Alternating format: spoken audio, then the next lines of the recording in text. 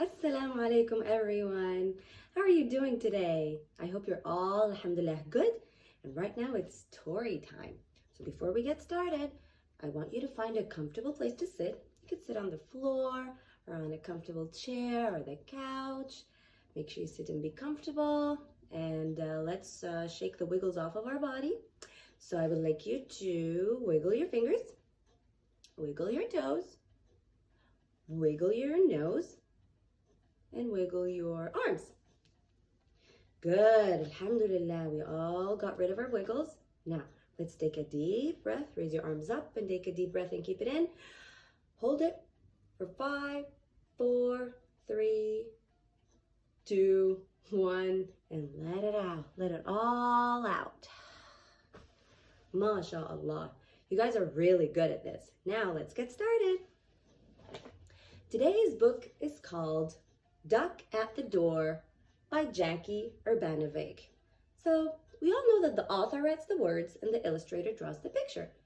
So who exactly is Jackie? You're right, it doesn't say. She did both. She's both the author and the illustrator. Good job. Now let's get started. Bismillah. Duck at the Door. It was a quiet night until there was a knock at the door. Let's go ask Irene. She always knows what to do.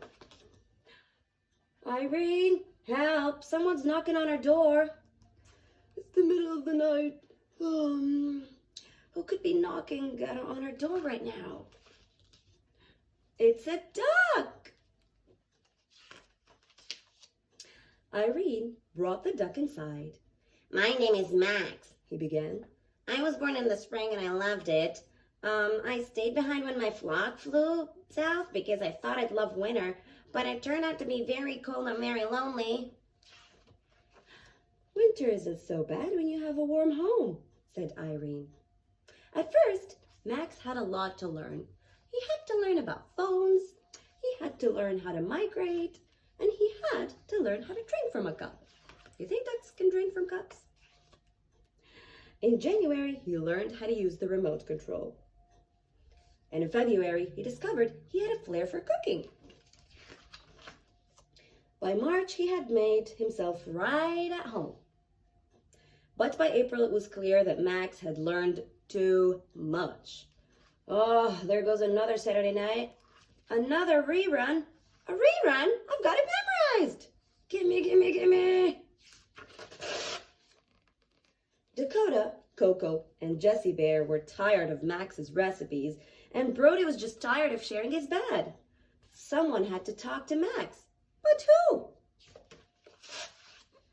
Just then, Max burst into the room, yelling, "Listen to the quacking! My flock has returned. I can't wait to see them. Irene, please keep my chef's hat. And Brody, you can have my rubber ducks. I will miss you all so much." After many hugs, Max left. With Max gone, life is ordinary again. You go ahead. Oh, you go ahead. Oh, what else can we do for fun? The cats went back to eating the plain cat food, and no one played keep away with the remote control, and Brody didn't have to share his bed anymore. Life was so quiet that by October, everyone was happy to hear the sound of quacking. When there was a knock at the door, everyone was hoping for the same thing. Max, Max, Max. Max! They shouted with joy. Are you staying with us all winter?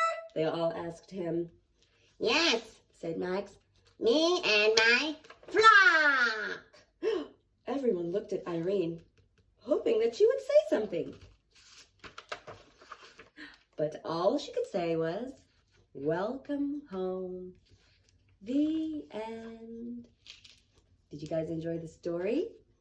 Alhamdulillah. You remember who the main character in the story was? Yes, it's Max, the duck. Remember the other characters in the story? All the cats and Irene and Brody the dog. Good job. And do you remember when it was where it was happening? Was it in the mall or in the street or the gym or in the desert? You're right, it was at home. Good job. You guys, mashallah, you're really good at this. Now I'll see you next time. Assalamu alaikum wa rahmatullahi wa barakatuhu.